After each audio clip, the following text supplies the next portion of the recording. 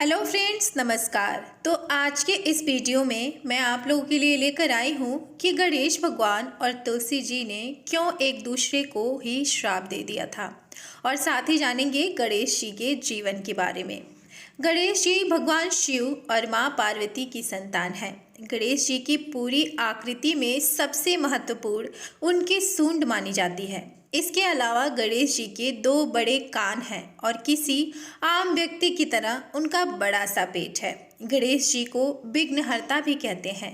हिंदू धर्म में 5 सबसे ज़्यादा पूजे जाने वाले भगवानों में एक गणेश जी भी हैं।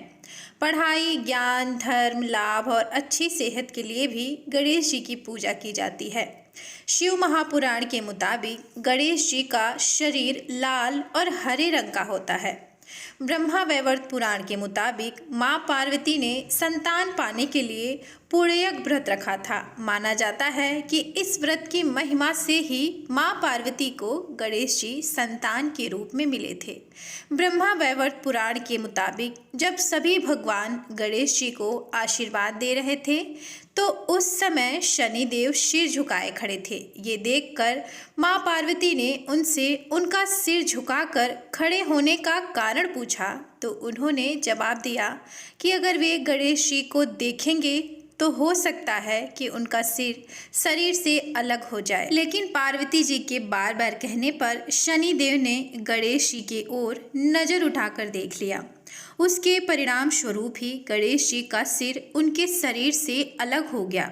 ब्रह्मा वैवर्त पुराण के अनुसार बताया गया है कि शनिदेव के देखने पर जब गणेश जी का सिर उनके शरीर से अलग हुआ तो उस समय भगवान श्रीहरि ने अपना गरुड़ उत्तर दिशा की ओर फेंका, जो पुष्पभद्रा नदी की तरफ जा पहुंचा था। वहां पर एक हथनी अपने एक नवजात बच्चे के साथ सो रही थी। भगवान श्रीहरि ने अपने गरुड़ की मदद से हथनी के बच्चे के सिर कटवाकर गणेश जी के शरीर पर लगा दिया था, जिसके बाद एक बार फिर गणेश जी को जीवन मिला। ब्रह्मा वैवर्त पुराण के मुताबिक भगवान शिव ने एक बार गुस्से में सूर्यदेव पर त्रिशूल से वार किया था।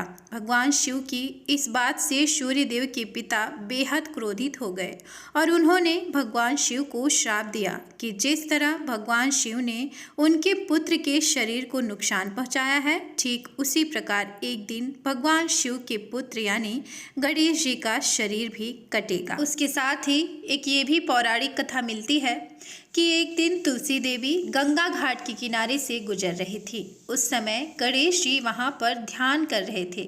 गणेश जी को देखते ही तुलसी देवी उनकी ओर आकर्षित हो गई और गणेश जी को विवाह का प्रस्ताव दे दिया, लेकिन गणेश जी ने इस प्रस्ताव से मना कर दिया।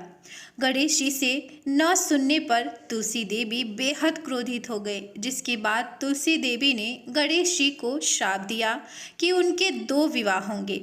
इस पर गणेश जी ने भी क्रोध में आकर तुलसी जी को तुरंत ही श्राप दे दिया कि उनका विवाह एक असुर के साथ होगा। ये श्राप सुनते ही तुलसी जी गणेश भगवान से माफ़ी मांगने लगी। तब गणपति ने कहा कि तुम्हारा विवाह शंखचूड़ राक्षस से होगा, लेकिन इसके बाद तुम पौधे का रूप धारण कर लोगी। गणेश भगवान ने कहा कि तुलसी कलयुग में जीवन और मोक्ष देने वाली होगी, लेकिन मेरी पूजा में तुम्हारा प्रयोग नहीं होगा। इसीलिए गणेश भगवान को तुलसी चढ़ाना शुभ नहीं माना जाता है। शिव महापुराण के अनुसार गणेश जी की 2 पत्नियां थीं, रिद्धि और सिद्धि, और उनके 2 पुत्र शुभ और लाभ हैं। ब्रह्मा वैवर्त पुराण के मुताबिक एक दिन परशुराम भगवान शिव से मिलने के लिए कैलाश मंदिर गए थे। उस समय भगवान शिव ध्यान कर रहे थे, जिस कारण गणेश जी ने परशुराम को अपने पिता यानी भगवान शिव से मिलने से रोक दिया। इस बात से परशुराम बेहद क्रोधित हो गए और उन्होंने गणेश जी पर हमला कर दिया। हमले के लिए परशुराम जी ने जो हथियार इस्तेमाल किया था वे उन्हें खुद भगवान शिव ने ही दिया था। गणेश जी नहीं चाहते थे कि परशुराम जी द्वारा उन पर किया गया हमला बेकार जाए, क्योंकि हमला करने के लिए हथियार खुद उनके पिता ने ही परशुराम जी को दिया था। उस हमले के दौरान उनका एक दांत टूट गया। तभी से उन्हें एक दंत के नाम से भी पहचाना जाने लगा। गणेश पुराण के मुताबिक व्यक्ति के शरीर का मूलधार चक्र गणेश भी कहा जाता है।